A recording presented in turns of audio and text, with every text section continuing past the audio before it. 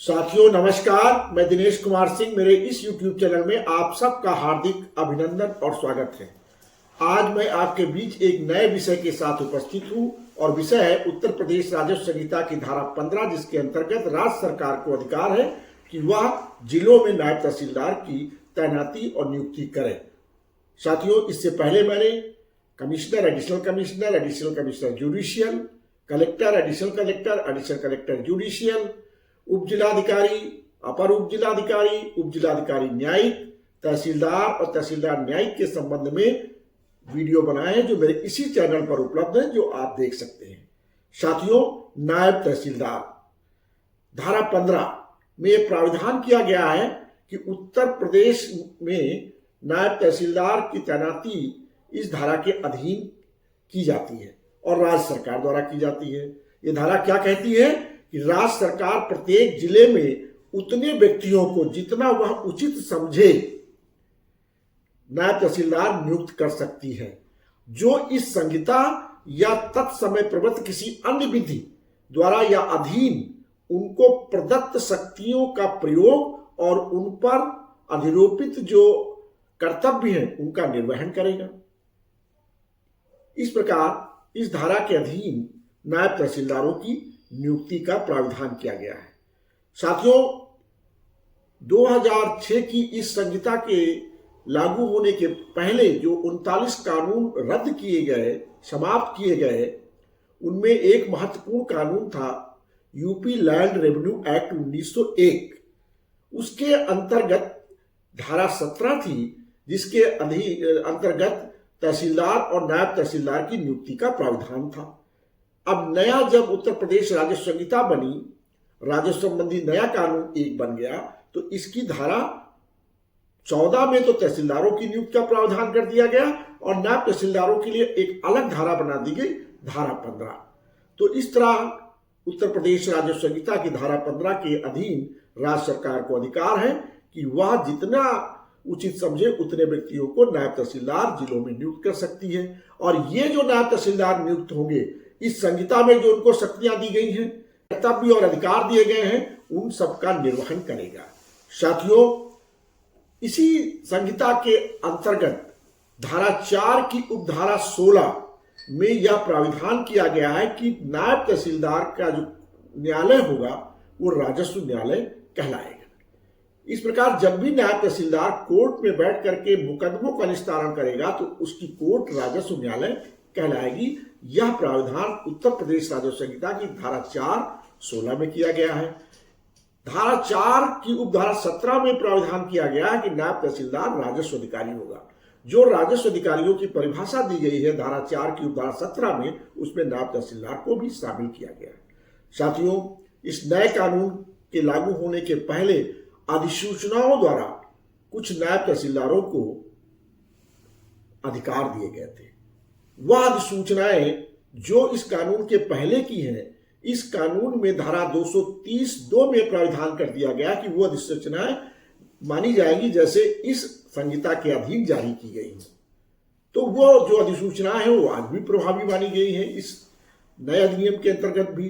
तो क्या क्या अधिसूचनाएं हैं, क्या क्या दायित्व दिए गए हैं? सबसे पहले 6 जून 1953 को एक अधिसूचना के द्वारा सभी नायब तहसीलदारों को नायब तहसीलदार को सहायक कलेक्टर द्वितीय श्रेणी नामित किया गया। ये एक अधिसूचना हुई 6/6/1953 को। नायब तहसीलदारों को इसमें सहायक कलेक्टर द्वितीय श्रेणी नामित किया गया।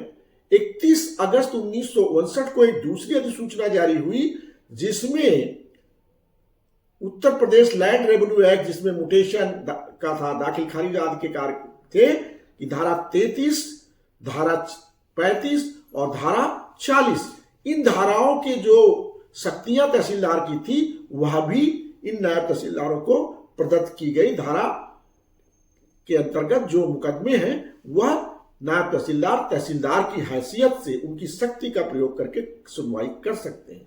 ये 31 अगस्त 1959 की अधिसूचना से हुआ। इस प्रकार नायब तहसीलदारों को अधिकार और दायित्व भी सौंपे गए।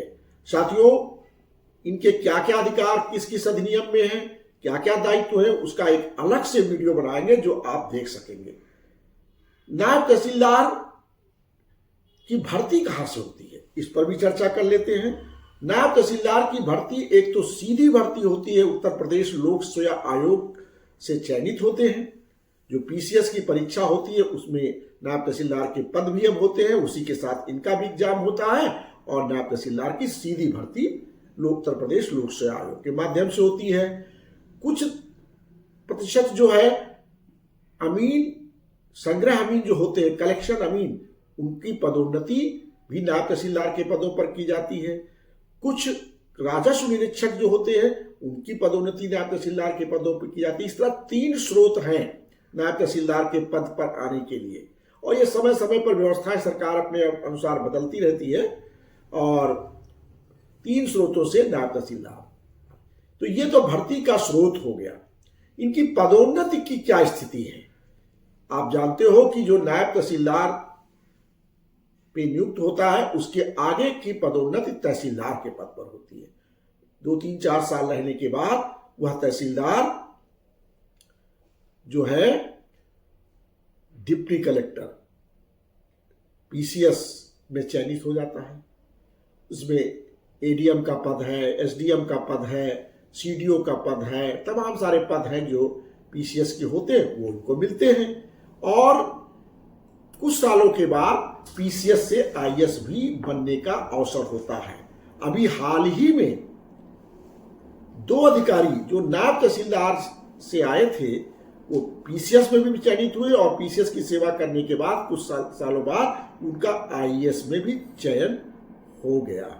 उमाकांत त्रिपाठी जी और नरेंद्र सिंह, 2 ऐसे अधिकारी पिछले बैच में आईएएस तक पहुंच गए। तो ये इसका एक प्रमोशनल एवेन्यू है।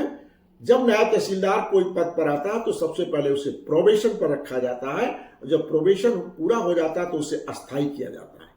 तो धारा 33, 35 और 40 की जो वाद की सुनवाई जो तहसीलदार की शक्ति है वो तभी प्रयोग कर पाएंगे जब वह अस्थायी हो जाए। जो 31 अगस्त 1959 की अधिसूचना में उनको अधिकार दिए गए, वो अधिकार तभी इस्तेमाल कर पाएंगे जब परमानेंट हो जाए, मतलब जब प्रोबेशन पूरा हो जाए और सरकार उनको अस्थायी कर दे। तो यह व्यवस्थाएं हैं जो नायब तहसीलदार के लिए हैं। बहुत बहुत धन्यवाद। मैं पुनः अनुरोध करूंगा कि मेरे इस चैनल को अगर आप तक सब्सक्राइब ना किया हो तो सब्सक्राइब कर लें, फॉलो करते रहें और वीडियोस को शेयर करते रहें, जिससे छोटी छोटी जानकारियां सभी तक पहुंचे। जो लोग नायब तहसीलदार बनना चाहते हैं वो सीधी भर्ती के माध्यम से भी आ सकते हैं, लेखपाल राजस्व निरीक्षक के रास्ते से भी आ सकते हैं, और संग्रह अमीन के रास्ते से भी नायब तहसीलदार बन सकते हैं। और आपने देखा, जैसा मैंने बताया, कि नायब तहसीलदार आईएएस तक पहुंच सकते हैं। आईएएस बनने के बाद जिलाधिकारी, कलेक्टर का पद भी मिल सकता है। बहुत बहुत धन्यवाद।